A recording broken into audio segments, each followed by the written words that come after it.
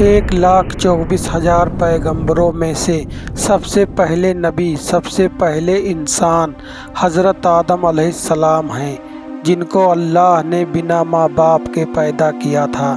جب اللہ نے حضرت آدم علیہ السلام کو پیدا کرنا چاہا تو اللہ نے حضرت جبریل علیہ السلام کو حکم دیا کہ زمین سے ایک مٹھی مٹی اٹھا کر لاؤ۔ حضرت جبریل علیہ السلام نے زمین سے مٹی لینے چاہی تو زمین نے پوچھا کہ آپ مٹی کیوں لینا چاہتے ہیں؟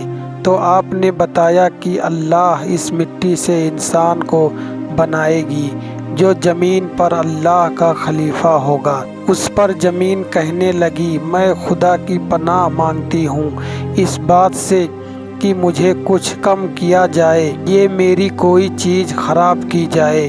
تو حضرت جبریل علیہ السلام بنا مٹی کے واپس چلے آئے اور اللہ سے عرض کی، اے میرے رب، زمین نے تیری پناہ مانگی تو میں نے تیرا نام اور تیرے عزت کا ادب رکھتے ہوئے واپس آ گیا اور پناہ دے دی۔ پھر اللہ نے حضرت میکائیل علیہ السلام کو بھیجا، وہ بھی اسی طرح واپس آ گئے۔ پھر اللہ نے حضرت عزرائیل علیہ السلام کو بھیجا۔ جب زمین نے ان سے پناہ مانگی تو انہوں نے فرمایا، میں اس بات سے اللہ کی پناہ مانگتا ہوں کہ اس کے حکم پر عمل کیا بغیر میں واپس چلا جاؤں۔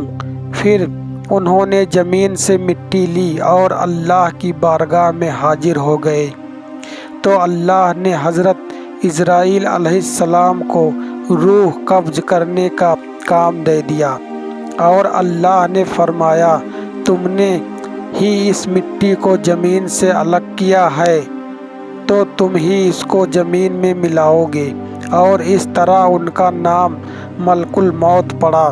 ہمارے نبی ارشاد فرماتے ہیں کہ اللہ نے حضرت آدم علیہ السلام کو ایک مٹی سے پیدا کیا ہے جو پورے زمین سے لائی گئی تھی، جس میں لال، سفید، کالی، نرم اور سخت مٹی شامل تھی۔ حضرت آدم علیہ السلام کی مٹی میں 60% کے رنگ شامل تھے۔ وہ تمام رنگ آپ کی اولادوں میں پائی جاتی ہے۔ جب زمین سے مٹی لائی گئی تو مٹی کا گھر بنایا گیا، پھر اس پر کئی سال بارش برسائی گئی، پھر اسے ہوا کے ذریعے سوکھا کیا گیا تو بجنے والی مٹی کی طرح ہو گئی جیسی ٹیکری۔ پھر فرشتے کو حکم ہوا کہ اس کو میدان عرفات کے پاس واحدائے نمن میں رکھ دو۔ اس کے بعد اللہ نے اپنے دست قدرت سے حضرت آدم علیہ السلام کا پتلا بنایا۔ جب حضرت آدم علیہ السلام کا وجود بن گیا تو فرشتوں نے پہلے کبھی ایسی خوبصورت شکل نہیں دیکھی۔ وہ حضرت آدم علیہ السلام کا چہرہ دیکھ کر بڑے حیران ہوئے۔ پھر 40 سال تک پتلے کی صورت میں ہی اسی طرح وہ بے جان پڑا رہا۔ پھر اللہ نے روح کو حکم دیا کہ حضرت آدم علیہ السلام کے جسم میں داخل ہو جا۔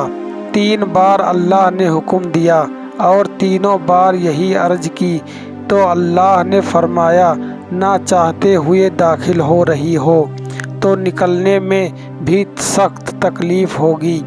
اس وجہ سے جب انسان کے جسم سے روح نکلتی ہے تو بہت زیادہ تکلیف ہوتی ہے۔ سب سے پہلے روح حضرت آدم علیہ السلام کے سر میں داخل ہوئی تو حضرت آدم علیہ السلام کو چھینک آ گئی تو اللہ نے آپ کے دل میں الحمدللہ کہنے کا عمل فرمایا تو آپ نے الحمدللہ پڑھا۔